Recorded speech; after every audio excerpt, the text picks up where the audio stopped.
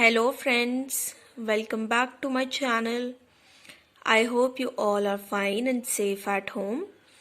तो आज हम करने वाले हैं कक्षा 5वीं की हिंदी पाठ्य पुस्तक गुंजन का पाठ 14 छोटा जादूगर।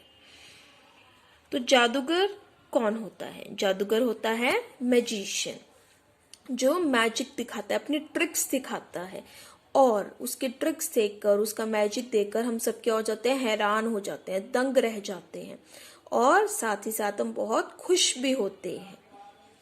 वह अपने जादू के थ्रू हम सबको क्या करता है? हम सबका मन मोह लेता है, हम सबको अपने जादू के प्रति आकर्षित करता है।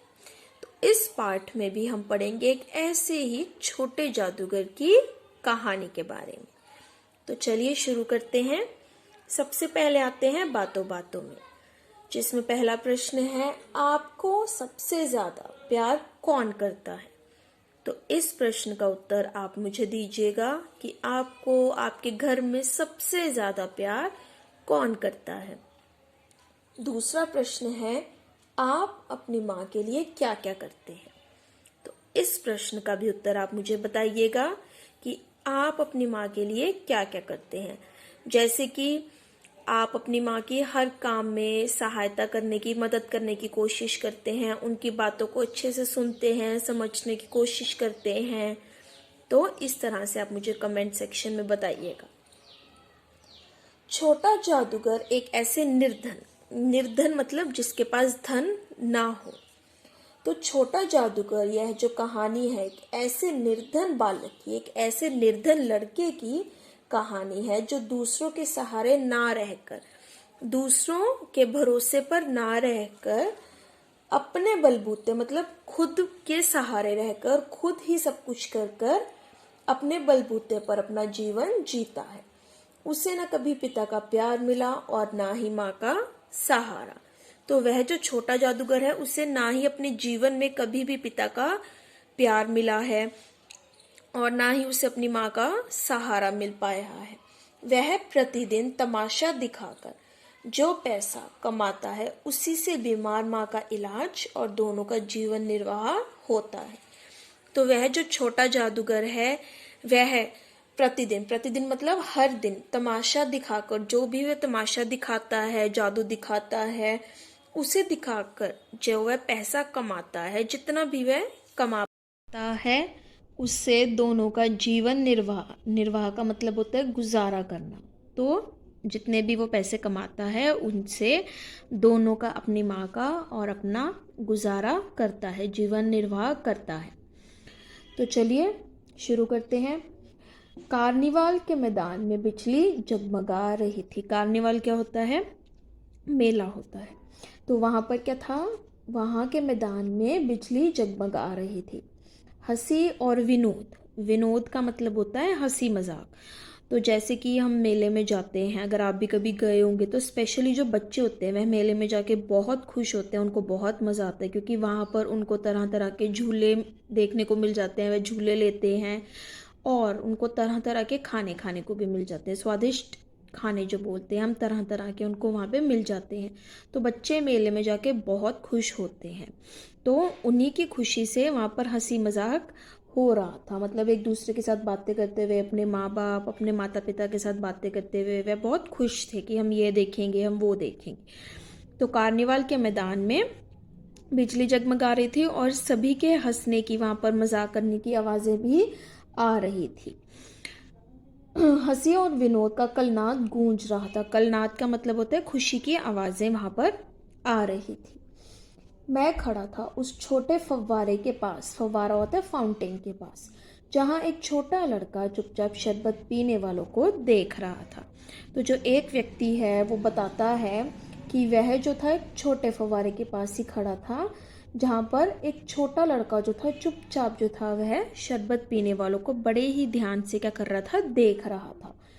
उसके गले में फटे कुर्ते के ऊपर एक मोटी सी सूत की रस्सी पड़ी थी और जेब में ताश के कुछ पत्ते थे, जैसे कि आप पिक्चर में देख सकते हैं। तो वह जो छोटा लड़का था, उसका जो कुर्ता था वह फटा पुराना लग रहा था, और उस कुर्ते के ऊपर आप देख सकते हैं उसके गले में क्या है, एक मोटी सी सूत की रस्सी थी और जेब में कुछ ताश के पत्ते भी थे। उसके मुंह पर गंभीर विषाद, विषाद क्या होता है, एक तरह से दुख, तो उसके मुंह पर दुख की रेखा के साथ साथ धैर्य, धैर्य का मतलब होता है बहुत सब्र, जिसको हम बोलते हैं ना पेशेंस।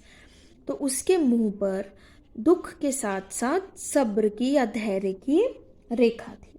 मैं उसकी ओर ना जाने क्यों आकर्षित हुआ। तो वह जो व्यक्ति था, जैसा कि आप पिक्चर में देख रहे हैं, वह ना जाने उस छोटे लड़के की तरफ क्यों आकर्षित हुआ। आकर्षित होने का मतलब होता है मोहित हुआ, किसी की तरफ आप खींचे चले आते हो, तो उसको हम बोलते हैं आकर्षित होना। मैंने उससे पूछा, क्यों जी, तुमने इसमें क्या देखा। मैंने सब देखा है, यहाँ चूड़ी फेंकते हैं, खिलौनों पर निशाना लगाते हैं, तीर से नंबर छेदते हैं। मुझे तो खिलौनों पर निशाना लगाना अच्छा मालूम हो। जादूगर तो बिल्कुल निकम्मा है, निकम्मा मतलब किसी काम का नहीं है। उससे अच्छा ताश का खेल तो मैं ही दिखा सकता हूँ। तो जब उस व्यक्ति ने पूछा कि बताओ तुमने इसमें क्या देखा, तो यह उस छोटे लड़के ने बोला कि मैंने यहाँ पर देखा है कि यहाँ पर चूड़ी फेंकते हैं खिलौनों पर कुछ लोग जो हैं, और बच्चे जो हैं वे निशाना लगाते हैं, निशाना लगा के तरह तरह के इस तरह के खेल खेल के वे अपना मनोरंजन करते हैं। मुझे तो खिलौनों पर निशाना लगाना अच्छा मालूम हुआ, उस लड़के ने बोला, पर जादूगर तो बिल्कुल ही निकम्मा है, वे किसी काम का नहीं है। उससे अच्छा खेल तो मैं आपको दिखा सकता हूँ ताश का, उस छोटे लड़के ने बोला। उसने बड़े विश्वास से कहा। उसकी वाणी में कहीं बनावट ना थी। बनावट का मतलब होता है वह बहुत ही विश्वास के साथ यह बोल रहा था कि मैं जो हूँ इससे अच्छा खेल ताश का आपको दिखा सकता हूँ। और जिस तरह से वह बोल रहा था, जो उसकी वाणी थी, जिस तरह से उसने ये बोला था उस व्यक्ति को, तो उससे यह प्रतीत हो रहा था, उससे पता लग रहा था कि वह जो है इससे अच्छा खेल दिखा सकता है। कोई बनावट नहीं कर रहा, कोई शो ऑफ करके बता नहीं रहा वो। मैंने पूछा, और उस पर्दे के पीछे क्या है, वहाँ तुम गए थे। नहीं, वहाँ मैं नहीं जा सका, टिकट लगता है। क्योंकि वह निर्धन था, उसके पास पैसे नहीं थे, तो उसने बोला कि नहीं, मैं उस पर्दे के पीछे नहीं गया क्योंकि वहाँ जाने के लिए टिकट लगता है। तो उस व्यक्ति ने कहा, तो चलो मैं तुम्हें वहाँ ले चलता हूँ। उसने कहा, वहाँ जाकर क्या कीजिएगा, चलिए निशाना लगाया जाए। मैंने उससे सहमत होकर कहा, तो चलो पहले शरबत पी लिया जाए। तो उस व्यक्ति ने बोला कि निशाना लगाने से पहले चलो हम चलकर शरबत पी लेते हैं। उसने स्वीकार सूचक सिर हिला दिया, मतलब हाँ कहकर हाँ में सिर हिला दिया कि चलो शरबत ही पीते हैं। उस लड़के ने राह में मैंने उससे पूछा, तुम्हारे घर में कौन कौन है। तो उस व्यक्ति ने उस छोटे लड़के से पूछा कि चलो मुझे बताओ थोड़ा अपने बारे में, तुम्हारे घर में तुम्हारे अलावा और कौन कौन रहता है। माँ और बाबूजी। बाबूजी देश की खातिर जेल में हैं और माँ बीमार है। लोगों को तमाशा दिखाकर मैं माँ की दवा करता हूँ और अपने पेट भी भरता हूँ। तो उस लड़के ने बताया कि मेरे जो बाबूजी हैं, मेरे जो पिताजी हैं, वह देश की खातिर कहाँ पर है, जेल में बंद हैं, और मेरी माँ जो है वह बीमार है। तो जितना भी मैं लोगों को तमाशा दिखाकर पैसे कमा पाता हूँ, जितने भी मुझे मिलते हैं, उससे मैं अपनी माँ की दवा करता हूँ। उनके लिए जितना भी हो सकता है मैं कर सकता हूँ वो मैं करता हूँ, और अपना भी पेट भरता हूँ। मतलब अपने लिए भी जो थोड़ा बहुत बच जाता है उससे खाने पीने का और सब कुछ मैं ही करता हूँ।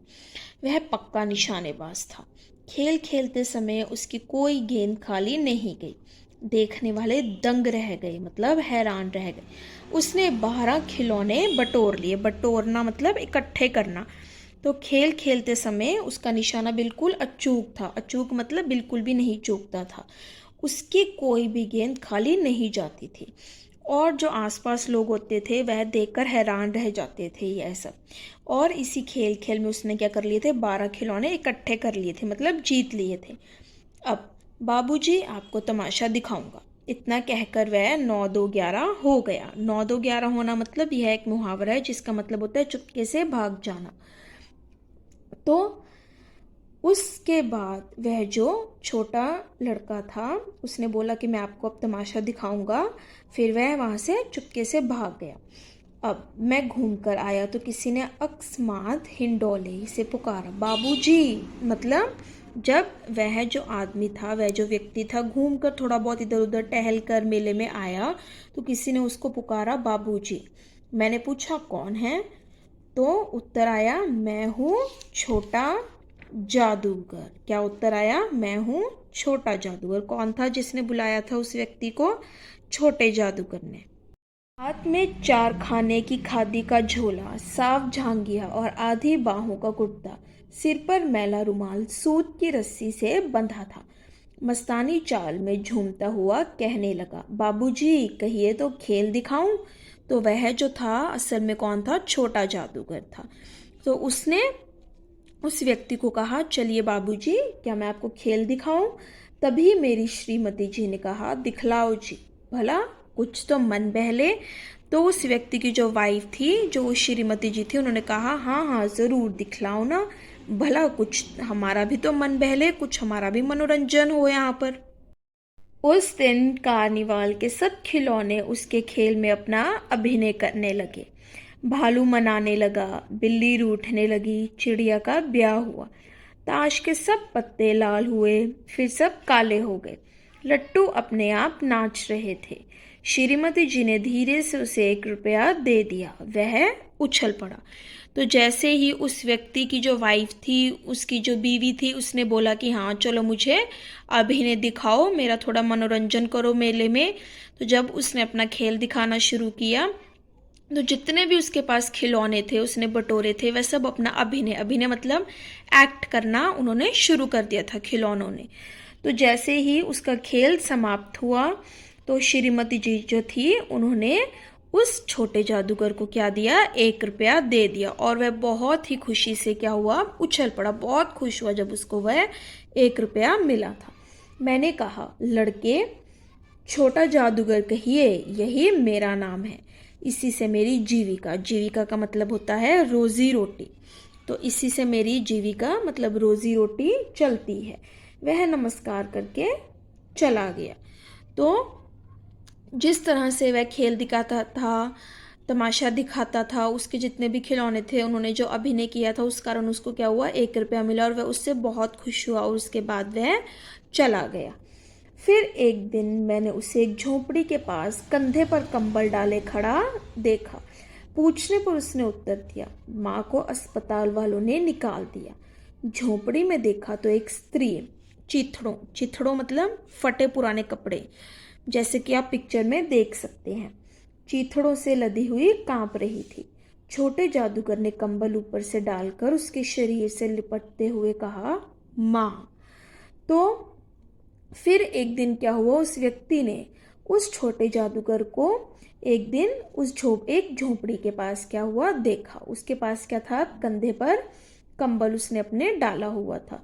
तो उसने पूछने पर उस व्यक्ति के बताया कि उसकी माँ जो कि बीमार थी, जैसा कि हमें पता है, उसको अस्पताल वालों ने निकाल दिया, क्योंकि मे भी हो सकता है कि वह वहाँ के पैसे ना दे पा रहा हो इलाज के। तो झोंपड़ी में जब वह गया व्यक्ति, तो उसने देखा कि एक जो स्त्री है, जो उसकी माँ है छोटे जादूगर की, वह चीथड़ों में मतलब फटे पुराने उसने कपड़े पहने हुए हैं और वह ठंड से कांप रही है। तो छोटे जादूगर ने उसके ऊपर कंबल डाला और वह लिपट कर उससे बोला, माँ।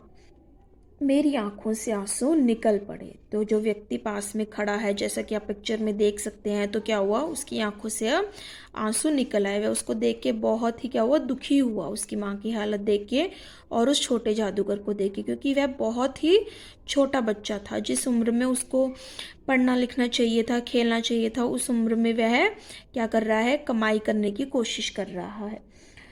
बड़े दिन की छुट्टियां बीत चली थी। उस छोटे जादूगर को फिर से देखने की इच्छा हुई। 10 बज चुके थे। मैंने निर्मल धूप में सड़क के किनारे एक कपड़े पर छोटे जादूगर का रंगमंच देखा। तमाशा हुआ, परंतु जादूगर की वाणी में प्रसन्नता नहीं थी। तो कुछ दिनों बाद जब उस व्यक्ति ने छोटे जादूगर को देखा, जिस दिन मैं अपना खेल दिखा रहा था, रंगमंच दिखा रहा था, परंतु इस बार जो थी उसकी वाणी, उसकी जो बोलने का तरीका था, जिस तरह से वो बोल रहा था, उसमें प्रसन्नता मतलब खुशी बिल्कुल भी ना थी, जिस तरह पहले हुआ करती थी। तो मैंने उसकी पीठ थपथपाते हुए पूछा, आज खेल जमा नहीं क्या? क्या आज तुम्हारा खेल अच्छा नहीं रहा? बताओ तो जरा, उस व्यक्ति ने पूछा छोटे जादूगर से। उसने अविचल, अविचल मतलब होता है स्थिर, तो उसने अविचल भाव से उत्तर दिया।